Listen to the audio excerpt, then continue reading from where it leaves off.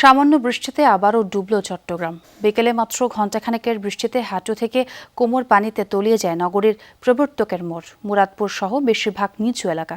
ভোগান্তিতে পড়েন অফিস ফেরত মানুষেরা।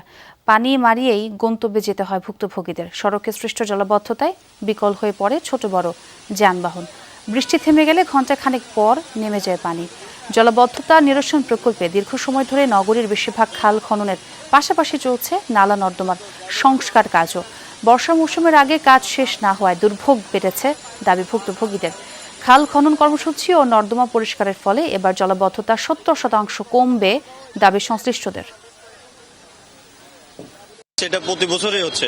মেয়র আসতেছে, মেয়র যাচ্ছে, কোনো কাজই হচ্ছে না। ত্বরিত ব্যবস্থা নেওয়া দরকার মেয়র সাহেবের। যখন বৃষ্টি পড়বে পানি তো থাকবে, এটা তো স্বাভাবিক। ওই যে কনস্ট্রাকশন শিলফাইড কনস্ট্রাকশন ম্যাটেরিয়ালস রয়ে গেছে, যার কারণে পানি প্রবাহ একটু অবস্ট্রাকশন হচ্ছে। তো এইটা তারপরে আজকে আমি দেখেছি উইদিন 1 আওয়ার, আমি 45 মিনিটস টু 1 আওয়ার মধ্যে কিন্তু পানি নেমে গেছে।